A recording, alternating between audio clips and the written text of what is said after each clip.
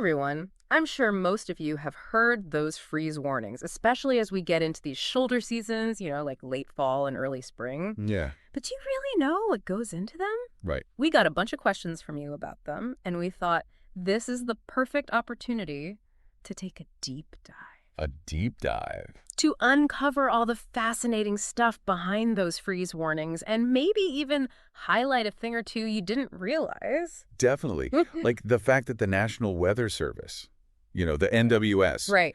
they have a super precise definition of what actually triggers one of those warnings. Yeah, fill us in. What is it? What is it about? Okay, so it's not just any old freeze. Mm-hmm. Like it's got to be a situation where they're forecasting those air temperatures, the ones we all feel, Right. to drop down to 32 degrees Fahrenheit or even lower, which, and here's the kicker, is 0 degrees Celsius for those of you who use that. Right. But importantly, it's all about timing.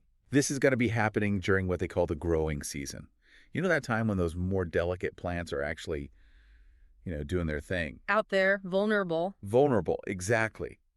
Because that 32-degree mark, that's like the point of no return. You hit that, and things can start getting really dicey for those plants. So it's not just about like any random frost in the middle of winter. It's got to be when those plants are actually actively growing. Yeah, when they're at their most vulnerable. Right. And this is super interesting. Okay. So the local NWS offices, they have a little wiggle room, so to speak. Wiggle room. Yeah, like sure, 32 degrees is that general, hey, pay attention number, but they don't just blindly issue a warning if it dips there for like 5 minutes. Okay. They actually consider how long that cold's going to hang around.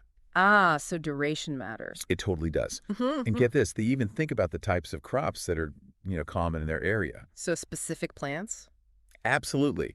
Because some plants are like, bring on the cold, and others are super sensitive. So it's like a localized, customized freeze warning almost. Totally. It's all about assessing the real risk to those plants. So a quick dip to 30 degrees for, a half hour in one place might not set off the alarm bells. But a full night at 32 in an area known for, I don't know, delicate peaches or something could be a huge deal. You got it. Yeah.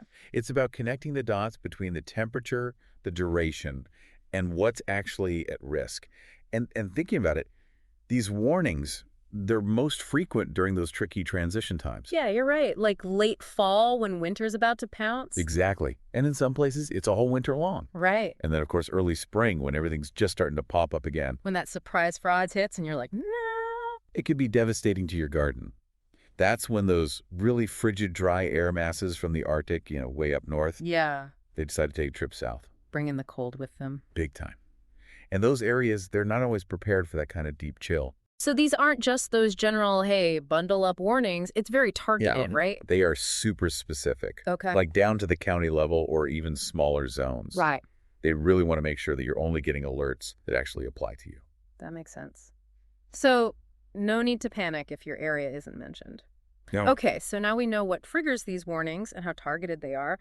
But beyond grabbing a warmer coat, why should we really care? So let's look at the big picture here. Okay. These warnings are all about protecting things, Yeah.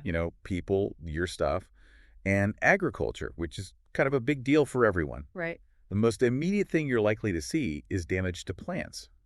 Like our sources explained, and this blew my mind, when it gets below freezing, ice crystals can actually form inside those plant cells. Inside the cells. Yeah, which messes up their whole structure. You can imagine how bad that is. Yeah, no good. And of course, that means big trouble for farmers and even your backyard garden. Nobody wants to see all their hard work just wilt away. And it's not just plants that are at risk. We always hear about pipes freezing and bursting. Oh, yeah. That's a homeowner's nightmare. Seriously. So when water freezes, it expands, creating this huge pressure inside those pipes. Right. And if they're not insulated, especially the ones outside or in unheated spaces, they can crack or even burst.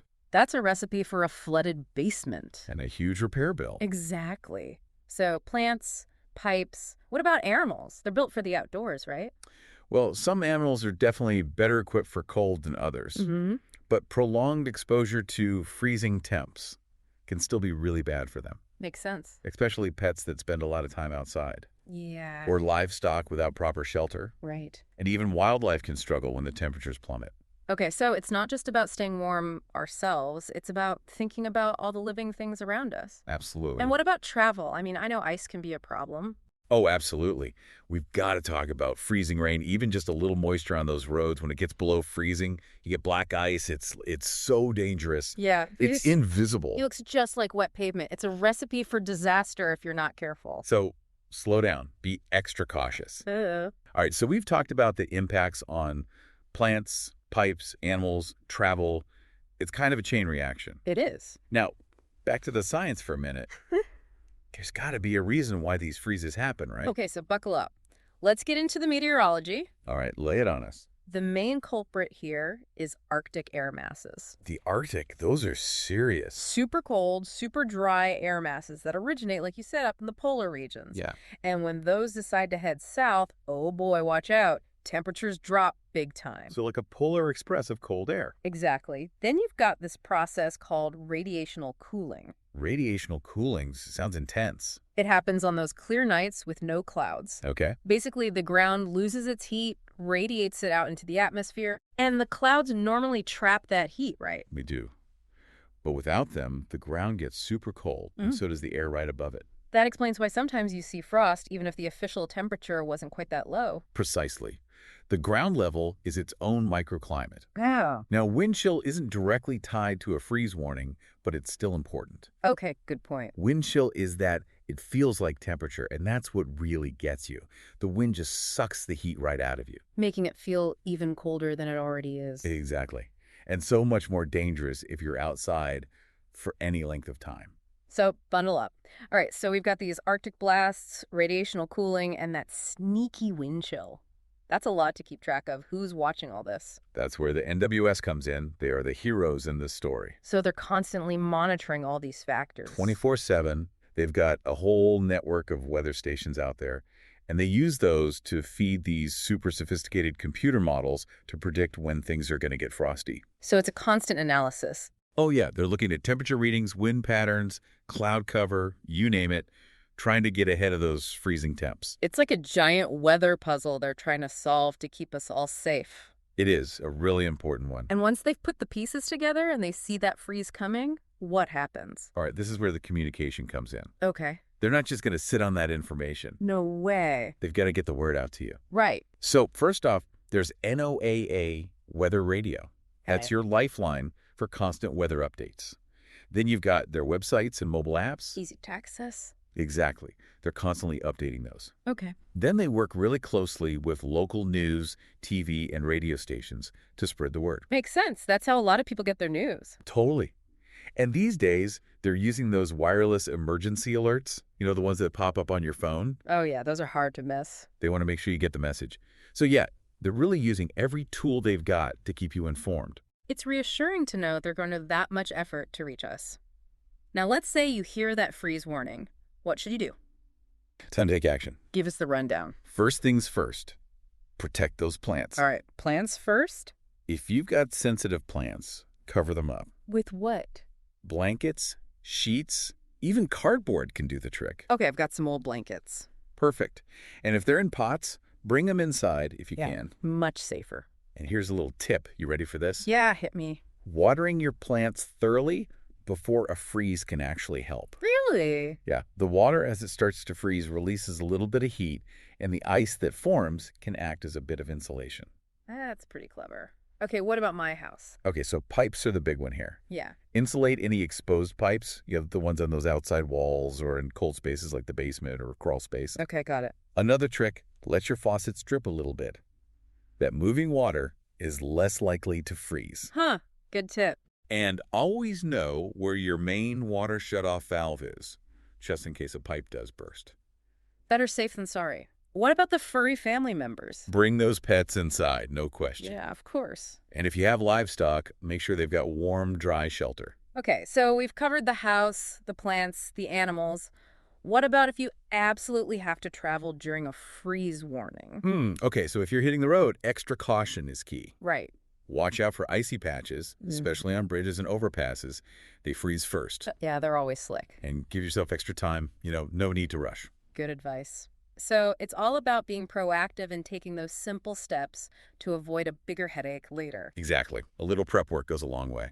And you mentioned earlier how freeze warnings can be different depending on where you live. Oh, yeah. Regional variations are a huge deal. Okay, break that down for us. So, places in the south, where it's usually warm, they can get hit harder by a freeze. Really? Yeah, their plants and even their houses aren't always built for the cold. So, like those palm trees in Florida. Exactly. And their pipes might not have as much insulation because they don't normally need it. So, a quick freeze could do a lot of damage. It could. And those southern plants, they haven't had to adapt to freezing the way northern plants have. Right. But then again, up north, even though they're used to the cold, they still need to watch out during their growing seasons. Yeah, a late frost can ruin everything. Totally. So the impact of a freeze warning, it really depends on where you are and what's normal for that area. So, it's not just about the number on the thermometer, it's about the context. Precisely. The big picture. So, for our listeners out there, what's the one thing they should keep in mind when they hear that freeze warning? Here's a question for everyone to think about. Okay. With all the weird weather we've been seeing, all the changes, how's that going to affect those freeze warnings in the future? Yeah, that's a good point. Will they be as predictable?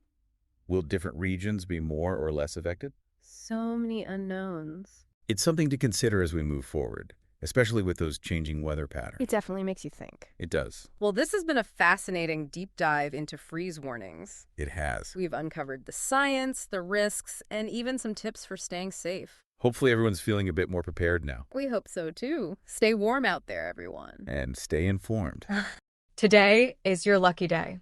Today is the day that our $3 website works for you, paying you directly to your PayPal daily. Imagine $3 ongoing continuous payments to your PayPal account. Imagine falling asleep and waking up to $300 in your PayPal account. How would this make you feel? How could this help you? What bills could you pay? What kind of fun could you have? What does that retirement look like now? All for a one-time payment of $3. This website is DFY done for you, fully built and completely hosted, and never stops collecting payments for you. You have spent $3 on coffee on a regular, but that coffee won't help you create multiple streams of income. Click the link below.